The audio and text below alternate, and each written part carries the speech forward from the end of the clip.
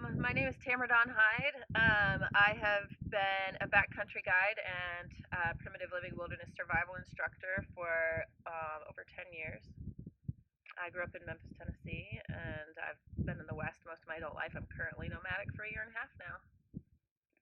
And in wilderness therapy, where have you worked?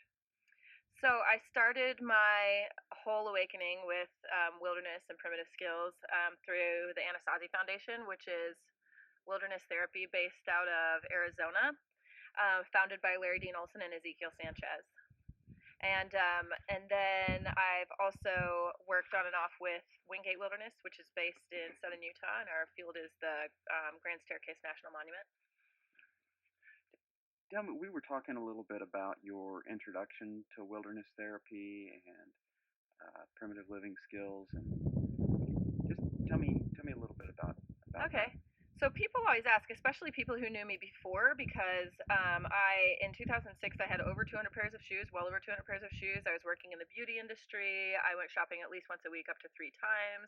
I had a lot of material dependencies. I was a little bit superficial. My highest priority was usually how I looked, and that determined how I felt. And I was on and off this codependent relationship for 8 years at that point, and there's a lot of stuff was really out of balance in my life, and I didn't like hiking and camping, and I'd never been backpacking. And people ask how I got from point A to point B, and it's really difficult for me to draw that line because I was really led very much in spite of myself by the divine, the universe, God, the creator, whatever you want to call it. Because everything happened in the only possible way to have gotten me there. Just everything in the world orchestrated. And I woke up one day and decided I'm going to quit my job and move, and decided it was Mesa, Arizona, and I'd never been there, and I didn't have a plan, and I didn't know anyone. And everywhere I went, people were talking about the Anasazi Foundation, and I was like, that's cool for y'all. I'm not that girl. I would die, definitely. I have no interest in that. It doesn't appeal to me at all. I'm terrified of it. One day, looking for a job, I passed by the office and found myself turning into the parking lot, and the field director, everything he told me was terrifying, and for whatever reason I left with an application, and for whatever reason I filled it out, and like just all along the way, very much in spite of myself, kind of laughing the whole way, like, Tamara, like you could actually do that. And everyone else was kind of saying like, okay, Tamara, oh, you're gonna go out in the wilderness, right? But I knew from previous experiences in my life that a hard thing that was a good thing would get you out of a rut. And I also knew I was out of balance. I knew that I was not functioning optimally. I knew there were things that were out of whack in my life, and so I felt like this might be medicine, but I really felt like it was, bigger than me. I felt like it was out of reach for me because it was so far from and so foreign. But I just fell so in love through the training. I just still was like, oh my gosh, am I actually even going to get in that vehicle? But just from day to day, like, was just going, well, I'll just show up one more day. And I just fell so in love with the philosophies of that program, having been in programs as a you know a wild child myself. I'd never seen an approach like this, and it felt beautiful. And I wondered, could it really work?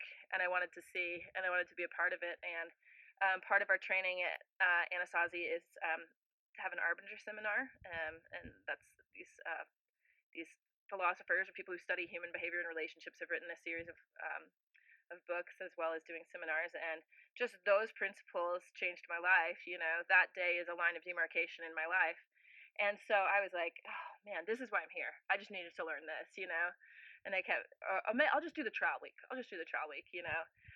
um, but so my first 3 days out was training, and Ezekiel Sanchez was with us, which was really cool. It was one of the last ones he was able to do. And in these 3 training days, I had several awakenings. Things just kind of became clear to me and started to make sense to me. One of those things was I had always said, I'm not that girl. I'm not outdoorsy. I'm an indoor cat. And I realized from being out in the backcountry in this way, learning plants, using what nature provides, interacting with the elements in an intimate way like that I'd never done before. I had a realization even just in those first 3 days that, like, I think I am this kind of person. I think we all are. There was something as foreign as and as uncomfortable and as terrifying as it still was. There was something innate about it. There was something that felt like my natural habitat. It felt like I belonged there. It felt like this is as humans we were supposed to be doing. And also, I started really quickly to realize this is a deficiency that I've been operating with that I didn't even know. Like it was like a vital nutrient that I hadn't had, and that's why my performance in life and my functioning mentally, emotionally, spiritually, and physically was subpar, is because I was missing out on this vital nutrient, this thing that I needed to have balance, that I needed to see clearly, and to have an open channel spiritually, and et cetera, et cetera. And the healing that I needed was in the natural world. And that was only just the beginning. Of my first two shifts, I cried and prayed nonstop. I mean, it was just like, I can't believe I went back, but I was just so in love, and I saw it working even in that first week. I mean, I was able to build relationships in that environment and with this philosophy in a way that I'd never seen before.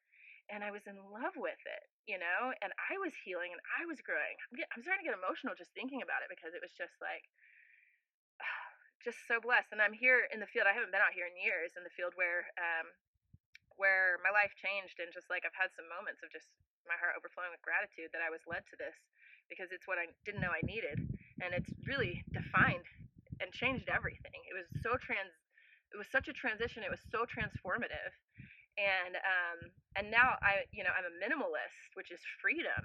I've broken these dependencies. I don't have any debt. I'm free, and I live life, and I see things. I have discernment, and I have clarity that I didn't have before. And the relationships that were so funky before in my own personal life have benefited hugely from what I take with me back into the wilderness of the world, and especially when I go out into the wilderness in the capacity of service. It's amazing. I completely forget myself. I get outside of myself completely. I don't eat or sleep even. But I still function optimally when I'm in that environment. I sync with the sun, I eat for fuel, but particularly because I'm out there to help other people, it's this weird paradox where I figure myself out. I leave every shift understanding my own stuff better. And which is not what I expected. I thought I was going to go on and be the hero and the healer. And Anasazi is really good about training you. Like, you're not the healer, you're a helper. You're not creating any of this wisdom or these insights. They're coming through you. You're an instrument, basically. And they really, warned us against losing our humility, and they really warned us against ego. And you can, and if you have that warning, you can see the difference in the work, and you can start to recognize those red flags and when it starts to be about you. And so just all of it was the growing up that I needed to do. I was, very flighty and kind of ditzy and stuff. And I had depth and I had insight, just didn't have confidence, and I was really insecure. And it just was the catalyst for so much change and growth in my life. And learning was exponential, during that time. And it's only deepened since. And I feel like once I got to Wingate, because I took a couple years off of wilderness actually before I went from Anasazi to Wingate, and I feel like once I got to Wingate, I was a better trail staff than I'd ever been at Anasazi, but it's because of what I learned at Anasazi, and because of all the time that I'd had to internalize and to practice those things. And particularly with Arbinger, I was so converted to these. I knew it was true principles. I knew that this was useful and good in relationships, and it's just this awareness of how your mind works. It's this awareness of your own motivations and your own agenda that I never had before. And so I thought, oh wow, everything's going to be different now. But it wasn't. Old habits die hard. And so I continued to do things the same way. And then I go, oh no, I didn't apply Arbinger stuff. This isn't what I know to do. This isn't what. But now I had this awareness, and I would see as time passed, being in similar situations, application was coming. And so I think that's an important thing, is stick with it, have patience with yourself, just be super humble, and you'll grow and learn. Thanks for watching. Please like this video and subscribe. The Primitivus project is made possible by the generous sponsorship of Wingate Wilderness Therapy. To learn more, visit wingatewilderness.therapy.com.